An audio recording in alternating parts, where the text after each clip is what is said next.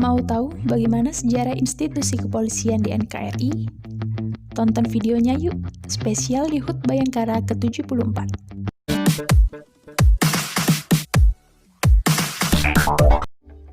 Halo semua, selamat datang di channel Kaleidoskop Story.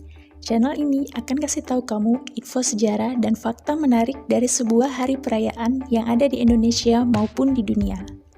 Jangan lupa klik tombol subscribe dan nyalakan notifikasinya agar tidak ketinggalan video terbaru dari kami. 1 Juli diperingati sebagai HUT Bayangkara. Apakah 1 Juli benar merupakan hari dibentuknya Kepolisian Republik Indonesia? Mari kita simak fakta menarik. Pada masa kolonial Belanda 1867 dibentuk pasukan keamanan dengan merekrut 78 orang pribumi untuk menjaga keamanan dan menjaga aset kekayaan orang-orang Eropa yang ada di Hindia Belanda. Pada masa Hindia Belanda terdapat bermacam-macam bentuk kepolisian berdasarkan tugasnya, yaitu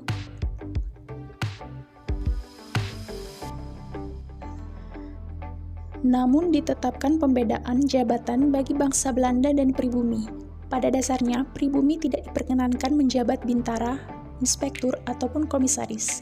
Untuk pribumi hanya diciptakan jabatan seperti mantri polisi, asisten wedana, dan wedana polisi.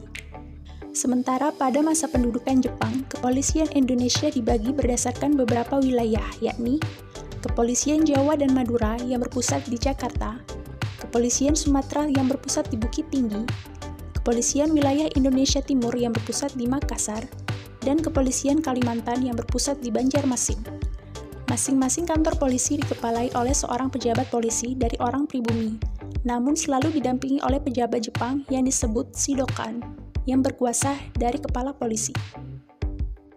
Pada 19 Agustus 1945, Panitia Persiapan Kemerdekaan Indonesia atau PPKI membentuk Badan Kepolisian Negara atau BKN yang kemudian pada tanggal 29 September 1945 dipilihlah Kepala Kepolisian Negara atau KKN, yaitu Raden Said Sukanto Cokroatmojo.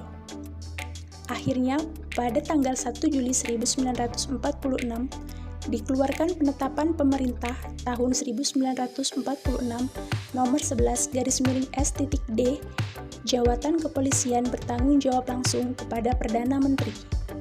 Tanggal dikeluarkannya penetapan tanggung jawab kepolisian langsung kepada Perdana Menteri atau Presiden inilah yang diperingati sebagai Hari Jadi Polri. Itulah tadi sedikit rangkuman sejarah di balik penetapan tanggal 1 Juli sebagai HUT Bayangkara. Lalu muncul pertanyaan dari mana nama Bayangkara disematkan kepada instansi kepolisian Republik Indonesia. Nama Bayangkara sendiri diambil dari pasukan yang dibentuk oleh Pati Gajah Mada pada masa Kerajaan Majapahit, yang bertugas menjaga keamanan kerajaan dan raja. Itulah sejarah dari nama Bayangkara. Selamat memperingati HUT Bayangkara yang ke-74. Semoga Kepolisian Negara Republik Indonesia semakin maju dan semakin baik dalam melakukan pelayanan kepada masyarakat Indonesia. 1 Juli juga diperingati sebagai Hari Jadi Kolin Lamil. Kolin Lamil adalah singkatan dari Komando Lintas Laut Militer yang merupakan salah satu komando utama TNI Angkatan Laut. Kolin Lamil dibentuk diawali dengan ide pemikiran strategi dari para sesepuh TNI Angkatan Laut yang mencermati pentingnya sistem angkutan laut militer dalam menunjang tugas pokok TNI Angkatan Laut. Pada tanggal 1 Juli 1961, di Jakarta, pasukan ini dibentuk dengan nama Jawatan Angkatan Laut Militer atau yang disingkat Dalmil. Seiring waktu, Dalmil mengalami banyak perubahan nama, antara lain pada 1962, Komando Angkutan Laut Militer atau Koalmil. Pada 1970, Dinas Angkutan Laut Militer atau Disang Lamil. Dan yang terakhir, pada 1971 digunakan sampai dengan sekarang Komando Lintas Laut Militer atau Kolin Lamil. Kolin Lamil dipimpin oleh seorang panglima. Sejak pertama kali terbentuk, Kolin Lamil telah mengalami 33 kali pergantian pemimpin. Yang terakhir dipimpin oleh Panglima Laksda TNI Abdul Rashid Kacong, SEMM. Sejarah juga mencatat keberhasilan Kolin Lamil, antara lain ketika mendukung pembebasan Irian Barat, Operasi Dwi Kora, dan mengatasi pergolakan di Timur Timur. Peran Colin Lamil juga ditunjukkan saat pembebasan warga negara Indonesia dari kelompok perompak Somalia pada tahun 2011 dengan dikirimnya KRI Banjarmasin 592 untuk mengangkut Satuan Tugas Merah Putih guna membebaskan 20 AKB MV Sinar Kudus dari perompak Somalia. Selamat memperingati HUT Colin Lamil ke-59. Berjayalah terus Komando Lintas Laut Militer Indonesia. Yang terakhir, 1 Juli juga diperingati sebagai International Fruit Day atau Hari Buah Sedunia.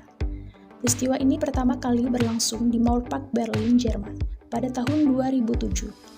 Tujuan diadakannya adalah untuk meningkatkan kepedulian masyarakat terhadap konsumsi buah-buahan lokal. Tema acara ini yaitu setiap tahun akan dipilih Fruit of the Year yang berbeda. Buah yang pernah terpilih antara lain pada 2007 buah strawberry, pada 2008 buah raspberry, 2009 buah apel, 2010 buah nanas, 2011 buah mangga, 2012 buah cherry, 2013 buah fig, 2014 buah pear, 2015 buah blueberry, 2016 buah lime, 2017 buah quince, 2018 buah kiwi, 2019 buah pepaya, dan yang terakhir tahun ini 2020 buah jeruk mandarin. Hari Buah Sedunia ini biasanya diperingati dengan melakukan beberapa kegiatan untuk menggugah bahwa potensi buah secara nasional masih bisa dikembangkan untuk bersaing dengan produk impor. Sudah saatnya Indonesia menghasilkan buah-buahan dengan kualitas yang terbaik, sehingga mampu mengedepankan buah-buah lokal dan segera menuju swasembada buah nasional. Selamat Hari Buah Sedunia, mari masukkan buah ke dalam menu setiap hari Anda. Terima kasih sudah menonton video ini. Sampai jumpa di video selanjutnya.